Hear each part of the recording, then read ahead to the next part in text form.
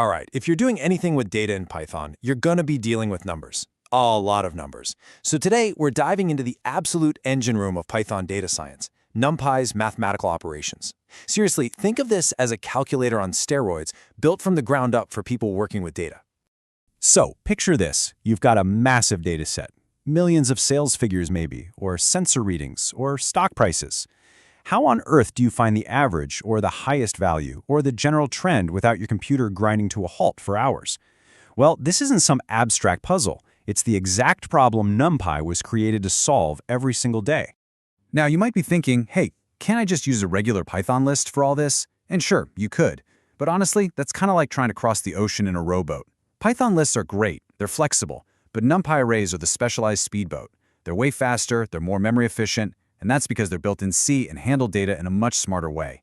When it comes to numbers, NumPy is just the right tool for the job. Okay, so let's start with the absolute basics. The very first thing you almost always want to do with a new dataset is just get a feel for it, right? A quick snapshot of what you're even looking at.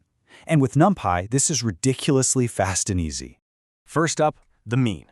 You probably just know it as the average. It's the classic go-to way to find the center of gravity for your data. It gives you that one number that kind of represents a typical value. And here is the magic of NumPy in all its glory. Just look at how simple that is. Let's say this array is a list of customer ratings from 1 to 5 stars. With just one simple command, np.mean, boom, you have the average rating. You don't have to write any loops, you don't have to remember any formulas, it's just one clean, super readable line of code. All right, next up is the sum. And yeah, it's exactly what it sounds like. It just adds everything up. This is absolutely essential for things like calculating total revenue from a list of sales or maybe total clicks on a website. And again, look at that code. It's just beautiful, isn't it? np.sum, and you're done.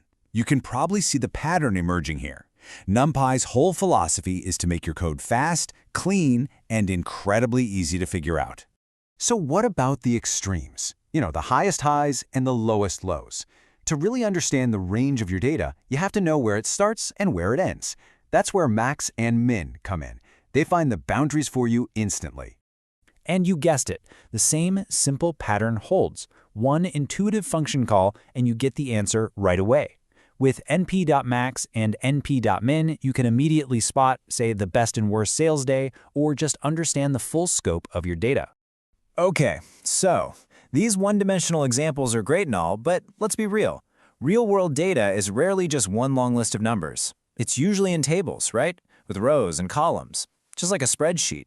So how do these operations handle that? Well, this is where NumPy really starts to flex its muscles. It handles these multidimensional arrays, you can also call them matrices, like it's nothing. So imagine this little 2x2 matrix represents sales for 2 different products over 2 days. The secret to working with this is a little parameter called axis. It basically tells NumPy which direction to work in. Do you want to go down the columns or across the rows? Let's start with axis 0. The easiest way to remember this is that axis 0 goes down. It operates vertically. Think of it like summing up a column in Excel. So when we sum along axis 0, we're adding 1 plus 3 to get 4 and 2 plus 4 to get 6. From our little sales example, this would be like calculating the total sales for each day across all products. And if we just switch that to axis equals 1, now we're moving sideways horizontally across the rows. Here we add 1 and 2 to get 3, and then 3 and 4 to get 7. This could be the total sales for each individual product over the entire period. See?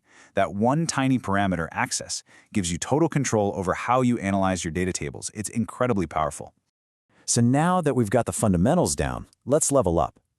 We're about to get into the operations that are really the foundation of more advanced stuff, like machine learning and linear algebra.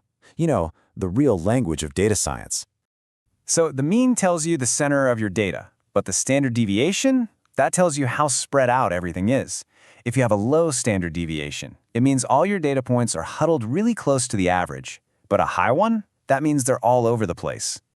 And just like that, a concept that can be pretty complex in statistics class is made incredibly simple. One command, np.std, gives you this super important measure of how volatile or consistent your data is. It's just elegant. To make this really concrete, think about investing in stocks. You could have 2 different stocks that have the exact same average return over a year. But if one of them has a much higher standard deviation, That stock is way riskier, way more volatile. This one number helps you actually quantify that risk. Okay, now for a concept that is at the absolute heart of modern machine learning, the dot product. It sounds kind of technical, but at its core, it's a way to multiply two lists of numbers, two vectors, to get a single number that tells you how similar they are. So the math behind the scenes here is you take 1 times 3 and add it to 2 times 4, which gives you 11. But you don't ever have to do that yourself. In NumPy, you just use the np ... function. This is a super common operation, and NumPy has made it lightning fast. And this is not just some abstract math exercise. Recommendation engines, image recognition, AI models, they are all using dot products under the hood, all the time, to find patterns. This simple operation is basically how your favorite streaming service figures out what movie you're probably going to want to watch next. So let's wrap this all up. Let's summarize the key advantages. Why is learning NumPy just not optional for anyone who's serious about working with data? It really boils down to three huge things. First, speed. It's written in a low-level language called C, so it is just blazing fast. Second, efficiency. It uses way less memory than regular Python lists. And third, and this is a big one, it's the foundation. Pretty much every other data science library you've heard of, pandas, matplotlib, scikit-learn, they're all built right on top of NumPy. You know, I think this quote from the source material just nails it. It's not just a nice-to-have library, it's an indispensable tool. Getting comfortable with these operations is truly a fundamental step towards becoming a pro at data analysis. So we've seen how NumPy gives you this amazing toolkit to instantly describe, summarize, and analyze your data. It takes these potentially complex mathematical ideas and turns them into simple, fast, one-line commands. So really, the only question left is, now that you have these tools,